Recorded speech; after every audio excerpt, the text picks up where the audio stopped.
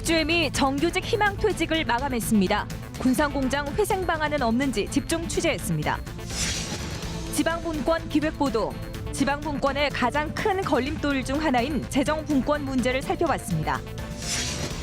군산 출신 고은 시인이 성추행 논란에 휩싸이자 군산시는 기념사업을 모두 보류했습니다. 여러분 안녕하십니까? 전북권 9시 뉴스입니다.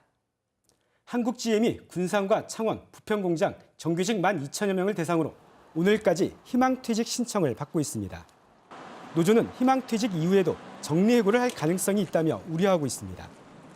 군산 지역 시민사회단체들은 오늘 군산시청 앞에서 결의대회를 열어 군산공장 폐쇄 결정 철회와 군산공장 정상 가동을 전제로 한 협상을 촉구했습니다.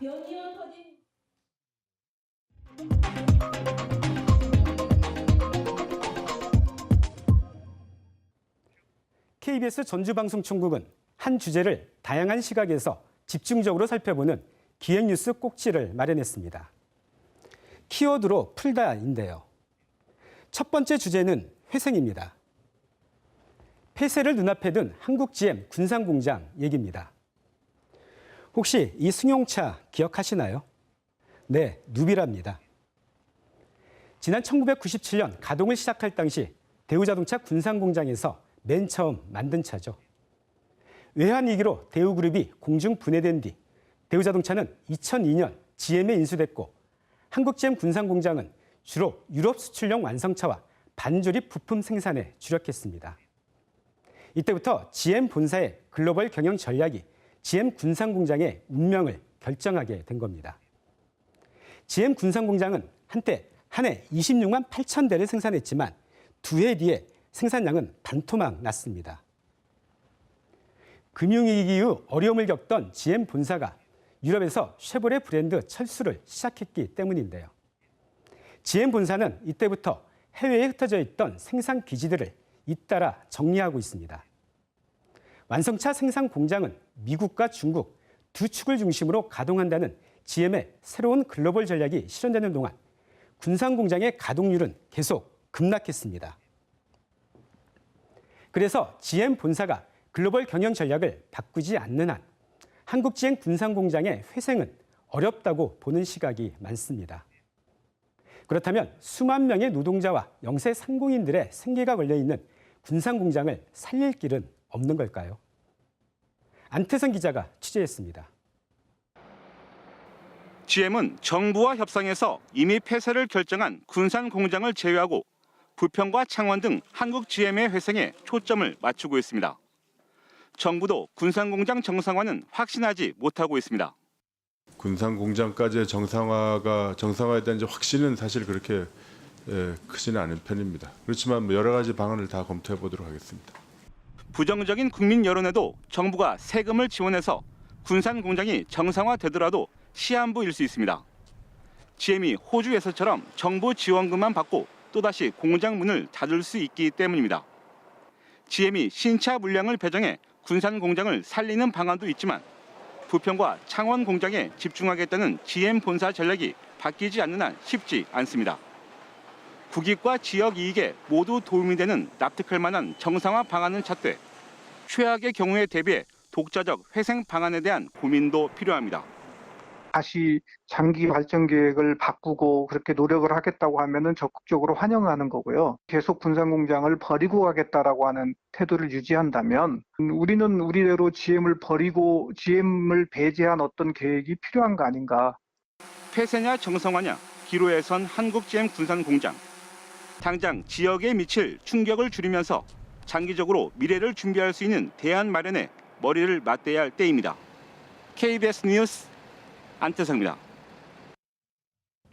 네, GM이 군산공장을 다시 정상적으로 가동했으면 하는 게 전북의 희망이지만 그게 현실적으로 아주 어렵다는 얘기인데요. 그렇다고 군산공장 폐쇄를 손 놓고 바라만 보고 있을 수는 없는 일이겠죠. 어떤 대안이 있는지 취재기자와 함께 알아보겠습니다. 이화영 기자, 그 앞에서 GM을 배제한 우리만의, 그러니까 군산공장만의 독자적인 계획이 필요하다. 이런 얘기가 있던데요. 어떤 의미입니까? 네, 앞서 보셨듯이 GM은 자기들의 이익을 위해서 군산공장을 폐쇄하겠다고 결정을 내렸는데요. 그 결정을 되돌리려면 우리 정부와 국민들이 치러야 할 대가가 너무 크다는 게 문제입니다. 그것도 밑빠진 독에 물붓기를 하다가 결국 얼마인가 먹튀를 당할 거다. 뭐 이런 게 국민들의 걱정이죠. 네, 그렇습니다. 그렇다고 군산공장을 포기할 수는 없는 일이죠.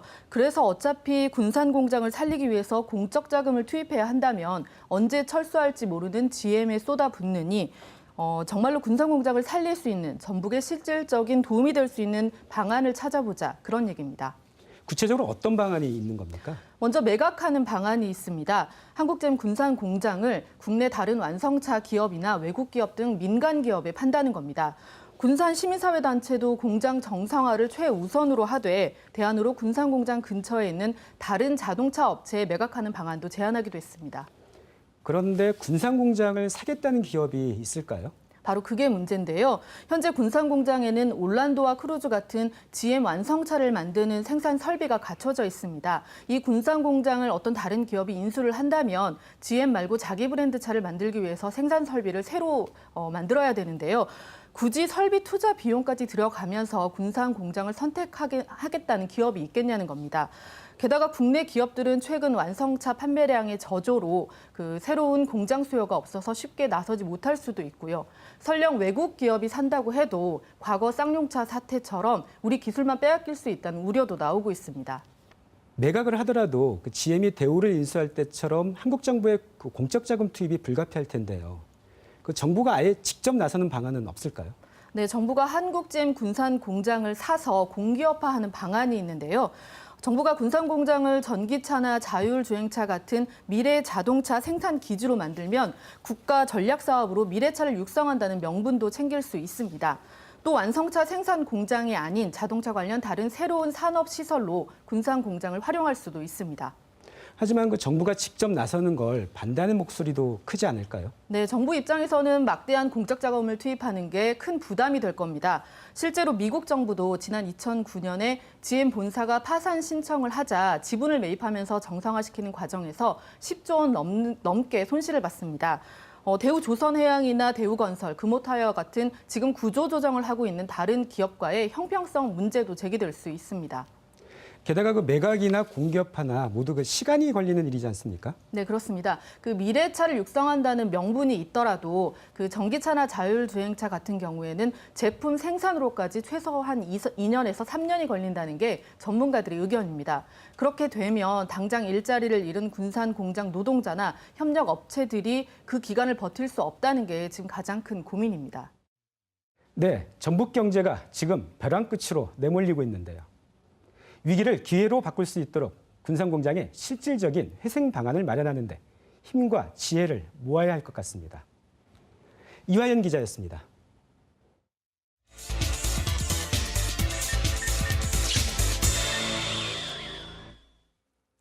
지방분권 기획보도 순서입니다. 지방분권의 가장 큰 걸림돌 중 하나는 낮은 재정자립도인데요. 한주연 기자가 재정분권 방안을 살펴봤습니다. 오는 9월부터 만 5살 이하 어린이가 있는 소득 하위 90% 가구에 한 달에 10만 원씩 아동수당이 새롭게 지급됩니다. 전북에서 추가로 필요한 지방비는 116억 원. 기초연금과 장애인연금 등 정부의 다른 복지 사업도 확대돼 지난해보다 지방비 375억 원이 더 필요합니다. 이 가운데 65% 정도는 시군비입니다. 앞으로 5년 동안 5천억 원 정도가 더 필요한데 세입은 빠듯한 게 문제입니다. 이런 국고보조 사업에 지방비를 맞추다 보면 다른 사업은 엄두가 나지 않습니다. 보편적 복지 사업을 할 때 그런 부분에서 지방비 부담 부분이 계속 이게 상대적으로 그 이상으로 증가하고 있거든요. 그러다 보니까 결국에는 그 외의 사업들에 있어서 굉장히 좀 위축되고. 그렇다면 지방 세입을 어떻게 늘릴 수 있을까요? 지방 소비세를 예로 들어보면 현재 부가가치세의 11%인 지방소비세를 20% 이상으로 끌어올리는 방안이 있습니다. 하지만 부가가치세 규모가 상대적으로 작은 전북은 수도권은 물론 다른 지역과도 격차가 더 벌어질 수 있습니다. 지방소득세를 늘리는 것 또한 비슷한 역효과가 나타납니다. 이 때문에 잘 사는 지역과 못 사는 지역 간 재정 격차를 줄이기 위한 중앙정부의 조정장치가 꼭 필요합니다. 지역 간 재정 격차를 줄일 방안이 확실히 마련된다면 지방정부가 각자 여건에 맞게 항목과 세율을 정해 세금을 징수할 수 있도록 하는 게 재정 분권의 최종 목표겠죠. KBS 뉴스 한주연입니다. 성추행 논란에 휩싸인 고은 시인은 군산 출신이죠. 군산시는 그동안 고은 시인 기념물을 설치하고 여러 기념 사업들을 추진해 왔었는데 미투 폭로 이후 모두 보류했습니다. 조선우 기자가 취재했습니다. 고은 시인의 생가 터입니다. 시인의 행적을 찾는 사람들을 위해 시 한 편과 문패가 걸려 있습니다. 이 공원에는 노벨문학상 후보에 지명된 것을 기념해 시비가 세워져 있습니다. 이렇게 군산 곳곳에서 시인의 흔적을 발견할 수 있는데요. 문제는 성추문 논란이 계속되면서 이 기념 사업들에 대한 시민들의 반응이 달라지고 있다는 겁니다. 어떤 군산에서 배출된 그런 유명한 시인인데 상당히 가슴에 좀 아팠죠. 참담했습니다. 조금은 이제 시비라든가 뭐 이런 유적들 이런 것들을 철거해야 된다 이런 생각도 있는 사람들. 자치단체로는 민원이 빗발칩니다. 이슈 처음에 이슈됐을 때 그때 전화가 좀 왔어요. 시내에 있는 거랑 철거했으면 좋겠다 이런 식으로. 군산시가 최근 3년 동안 3억 8천만 원을 들여 추진한 시인 관련 사업은 모두 5건. 이외에 준비 중이던 사업까지 현재 모두 보류됐습니다. 고은 문화재라든가 또 고은 생가터 봉원이라든가 이런 사업들이거든요. 그런 사업들이 지금 당장은 추진하기 어렵고. 추앙받던 문인의 성추문 논란에 지역사회의 충격이 좀처럼 가시지 않고 있습니다. KBS 뉴스 조선우입니다. 6월 지방선거에 출마할 시장, 도의원, 시의원 예비후보 등록이 오늘부터 시작됐습니다. 시장이 삼선을 했거나 피선거권을 잃은 군산, 정읍, 김제시와 도의원이 4명인 익산시의 선거 열기가 뜨거울 것으로 예상됩니다. 도지사와 교육감 예비후보는 지난달 13일부터 등록을 시작했고 군수와 군의원 예비후보는 다음 달 1일부터 등록을 받습니다. 비례대표 4명을 뺀 전북 도의원 정수가 34명에서 35명으로 1명 늘어납니다. 전주 선거구가 9곳에서 11곳으로 2곳 늘고 부안은 2곳에서 1곳으로 줄어듭니다. 전북 지역 시군의원 정수는 지금처럼 197명으로 유지됩니다. 국민의당을 탈당한 무소속 이용우 국회의원은 오늘 기자회견을 열어 6월 지방선거 때 자기 선거구인 남원 임실 순창에서 무소속 연대를 추진하겠다고 밝혔습니다. 이 의원은 민주당이 지역 낙후에 대한 책임을 져야 한다며 지역 발전을 이끌 능력 있는 인물을 발굴해 지방선거를 치르겠다고 말했습니다.